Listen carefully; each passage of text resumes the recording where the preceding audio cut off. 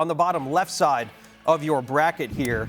That's where you find our last number 1 seed, and that would be Texas. Feels like Texas is getting a little disrespected here, or at least not talked about a ton, guys, because, it feels like when Rory Harmon went out early on in the season, I don't know how many people had a ton of faith in this team, but if you haven't seen Maddie Booker play yet, you could probably find some faith pretty quickly in this Texas team because they are that good. Toughest matchup for them here, Alexa. What do you got? I'm really fascinated if you get to what they could face in the Sweet 16. You have potentially Utah going there. You have potentially South Dakota State, potentially Gonzaga. All those teams shoot from the three-point line really well. They love to take threes. I'm just really interested to see how that offensive, obviously we think of Texas as a defensive team, but they've had some games where they've let up a lot of points. So, especially against Oklahoma in the Big 12, right, who also likes to shoot a lot of threes. So those aren't necessarily ideal matchups for Texas as they move along. Okay. And I'm looking at the length that Tennessee and Stanford possess and what Texas is going to have to come up with. But Madison Booker, the way she's been able to lead this team, and they only have 4 losses. As a freshman floor general, how she's elevating over teams at will, facilitating for her teammates, setting them up for success. This is a 6'1" point forward who is getting it done by all costs. And they got some shooters on this team with Shayla Gonzalez and also Shea Holly. So I'm excited to see what they bring for their inside-out game. But it all starts with Madison Booker for me. Yeah, Texas has some great guards, and obviously you need good guard play to win the NCAA tournament. All right, let's go quick bracket busters here in this region. Charlie, you got Gonzaga. Tell me why.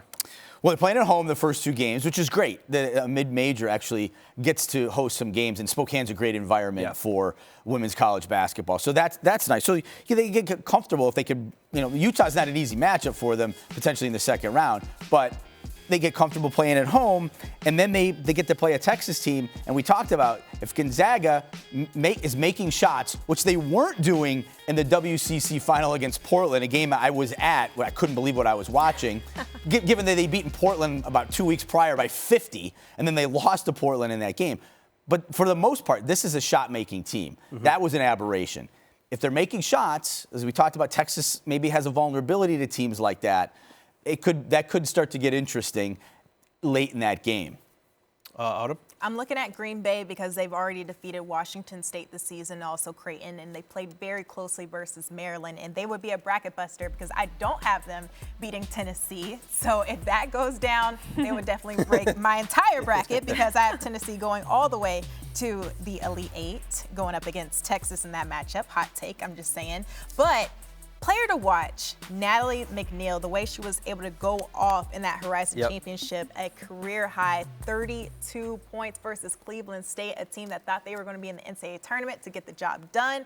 I like this team, but I hope they don't do it because I need my bracket to stay safe. I called that game. It was pretty cool to watch McNeil do her thing, and everything was from 10 feet out. She is money in the paint, Alexa. Who do you got to bust a bracket here in the Portland 4? I'm not sure if I fully believe it, but I got my eye on Iowa State. They have some really exciting freshmen in Audie Crooks and Addie Brown, and so mostly based off the vibes. They've come back from deficits before to pull out some big wins over ranked teams, so let's go with the Cyclones. All right, we got some really good later round matchups potentially here in this Portland 4 region. Your top 4 seeds, Texas, Gonzaga at the 4, NC State at the 3, and Stanford down at the bottom at the 2. Autumn, potential later round matchup that strikes you here.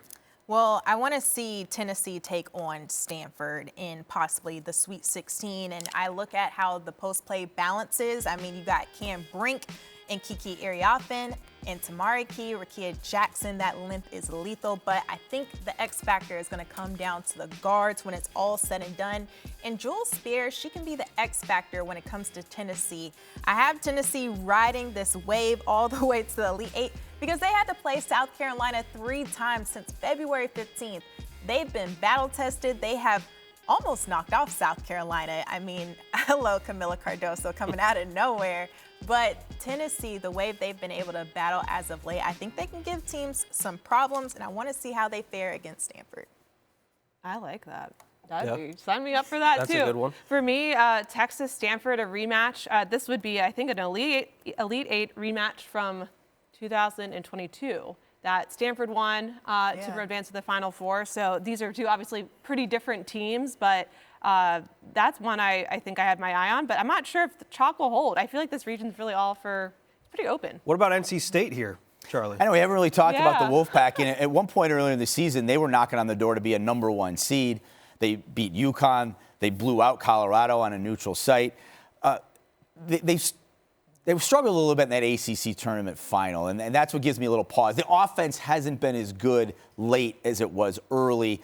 I don't know if they have quite the firepower to get through even a Stanford, certainly to advance past the Texas if it got to a regional final game between the two.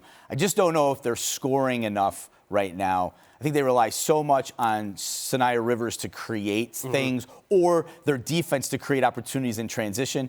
If they're in a half-court situation, their offense has been bogging down, and I don't think that's not a recipe for stringing a bunch of wins together. A team that not a lot of people thought that they would be where they are at right now, but had a really good non-conference slate and played really well down the stretch of the season.